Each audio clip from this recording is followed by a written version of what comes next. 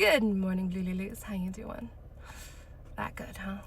I know we're all feeling a lot of gigantic emotions right now, and I just want to make sure that you know that it's okay to feel them.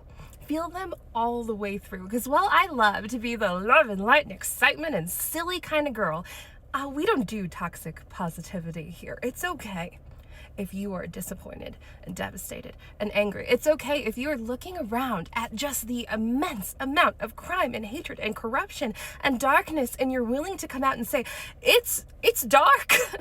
It is so dark out here. And I just want you to know that you're not alone in feeling that way. It's scary and it flippin' sucks right now.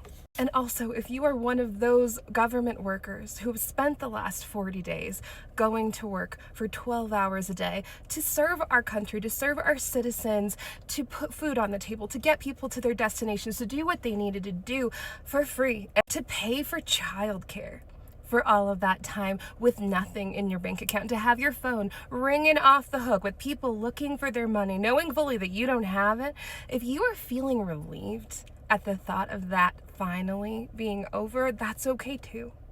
Because yeah, you are going to see a lot of people today, yesterday, probably for the next few days being so mad that this government shutdown is over, but I'm glad for you that in so doing, so is your suffering.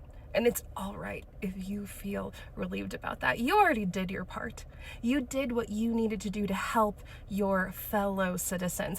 And I am so sorry that there's 8 people on our side that didn't make your sacrifices worth it. But that does not take away from what you did for your country. So it's okay if you're breathing a sigh of relief. Moms who have been trying to feed their babies for the last 10 days, worried about how you're going to do that next, it's okay if you're feeling relieved and knowing that that suffering is coming to an end. Okay, and I'm glad that it is. The Joker put out a truth yesterday saying that all these air traffic controllers need to get back to work right now, or else you're going to be docked big and you're going to have a bad mark in my book. How embarrassing. And at the same time, a report came out regarding G-Max's conditions in this prison that she's in, and it made me so mad. This woman is being quote unquote waited on hand and foot. People are bringing her meals directly to her bed. She's getting spa treatments. She has a personal trainer and a puppy. She has a puppy. While the Joker is going to court for his right to starve people. It's like, wow, I guess I just should have done that with my life, right? All these people who are working their butts off every single day trying to do the right thing, get nothing. And this horrible, heinous, awful, evil woman gets a flippin' puppy. It's very frustrating. And it's okay if you're frustrated about it, because it freaking sucks. Reportedly, we're going to war with Nigeria now. Joker said that Vin Diesel is authorized to go in there, booms a-blazing, because Christians are being persecuted in that nation. Meanwhile, in Chicago, there's been a processional for the last 3 Sundays of Catholic bishops, priests, and cardinals who have tried to go to these frozen water facilities in order to give the prisoners there the Eucharist, and they have been denied. These people are begging for Bibles, begging to be able to go to church, and they are being denied. There are clergymen who have taken rubber bullets to the dome, trying to get these people to follow the words of Christ, and you're gonna go booms a-blazing to a different place over the plight of Christians? Fluff and save it.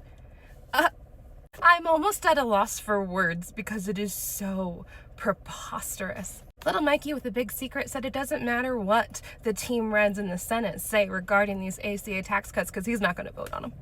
He's not going to bring it to the floor, and we don't even know whether or not he's eventually going to decide to swear in Adelaide Grijalva, because he's put it off this long. Nobody is going to force him to do anything, and it's hard to feel like there is hope. This last day has reminded me of how hopeful we were feeling in the interim between the contest and the inauguration, right? There was all of these avenues, all of these off-ramps we could have taken. We had executive orders, there were sanctions on Iran and Russia. They have the rule 14.3 that straight up says no insurrectionists allowed, and all it required was for one person, one congressperson, one senator to get up and stand up and fight for us, and they didn't. And that broke my heart, and it feels the same way today. But we will not fall into despair, okay? Feel your feelings all the way through. If you need to be mad, be mad.